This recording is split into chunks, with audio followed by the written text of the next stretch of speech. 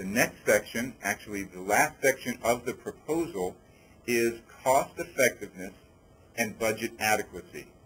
By cost effectiveness, what we're asking you to describe is the cost per member service year, and I'm going to draw your attention to this acronym, which is used repeatedly. It's MSY, and that stands for member service year, and one MSY is the equivalent of one full-time AmeriCorps member position, and full-time is 1,700 hours over the course of a program year. And on the next slide, or a couple later, we're going to look at the various types of member service terms that are available. But for illustration purposes, I just want to let you know that one MSY equals one full-time AmeriCorps position, and that's only for illustration purposes. In the body of your narrative, you're going to discuss the diverse non-federal support that your organization currently has, that you can contribute either by way of match resources to your budget, or just for the purposes of demonstrating that you do in fact have other sources of funding for the operations of your organization. You're also going to describe in your narrative the adequacy of the budget that you're submitting in your proposal. Is it sufficient to support the activities that you're describing in your narrative?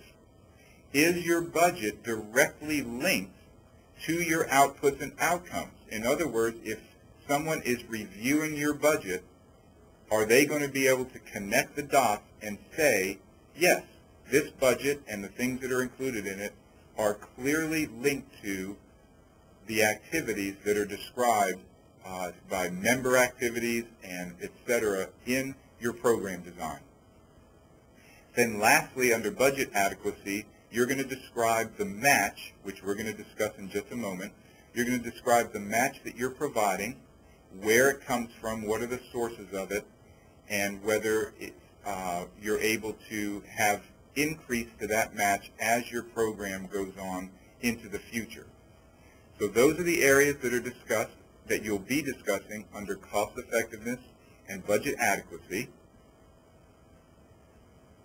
And some of the specific costs that you'll want to consider, first of all, is that they should all be written into your budget.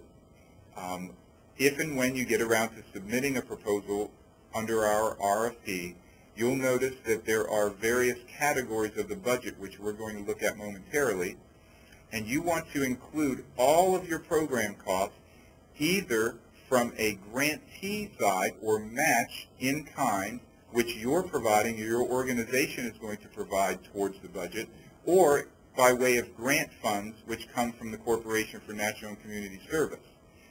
All costs should be written into the budget, whether you're requesting them from the grant side or whether you're putting them up on the grantee side. So just a reminder that you should include all costs, whether they are one side or the other.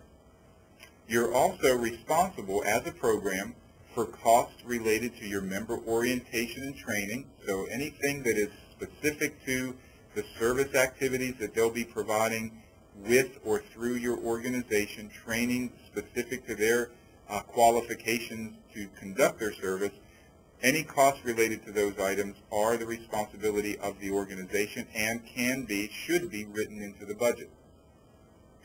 Any costs that are related to member recruitment, such as newspaper ads or those types of things, those are also legitimate costs that should be included in your budget.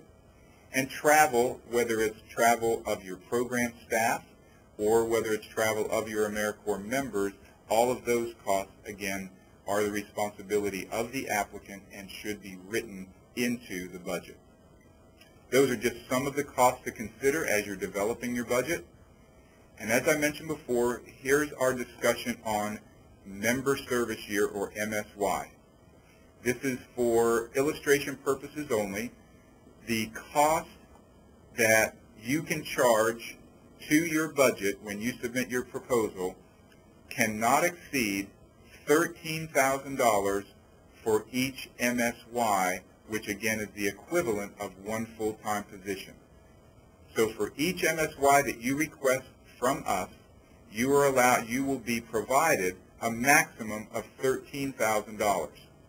So, for example, the XYZ Inc. organization submits and is awarded an application for 10 MSY, which in this case they'll use for 10 full-time AmeriCorps members. The maximum amount that that organization can receive is $130,000, or $13,000 for each of the 10 MSY that they requested. You'll notice that this amount does not include the education award or child care costs, which are provided to the AmeriCorps members as benefits for their service. They come directly from the Corporation for National and Community Service, and there is no need to include any budget items for those areas.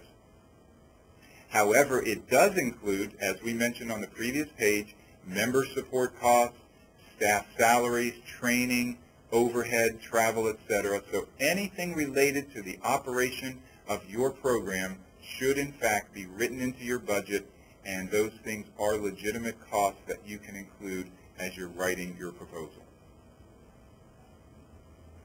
As I mentioned earlier, there are other types of service terms in which you can incorporate into the design of your program, and this is something that you'll want to consider as you develop your program and ask questions such as, what exact activities do we envision our AmeriCorps members providing in our community through our program?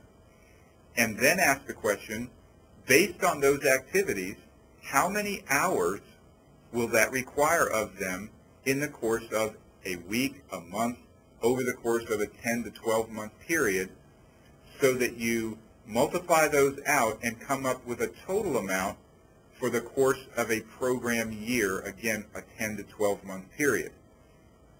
And then you will go to this chart, if you will, and determine the types of member slots that you're going to request.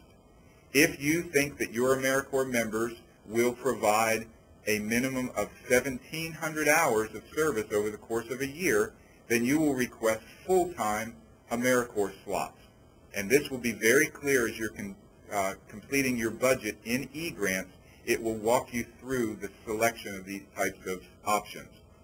If, however, you realize that no, the activities, the design of your program really does not require 1,700 hours over the course of a service year, then your next option is to select what we call half-time members, which serve 900 hours during the course of a program year. There are several other options underneath there. Reduced half-time members, which are 675 hours. Quarter-time members, which are 450 hours. And then the smallest slot available, which is minimum time AmeriCorps member, which provides 300 hours of service. Many organizations utilize this type of an hour slot to conduct a summer-only program. It works perfectly for a program that's operating just for the months of June, July, and August, for example, and it's very helpful to not be locked into having a 450 or higher number of hours when an AmeriCorps member is only going to be providing service during a shortened period of time like a summer program.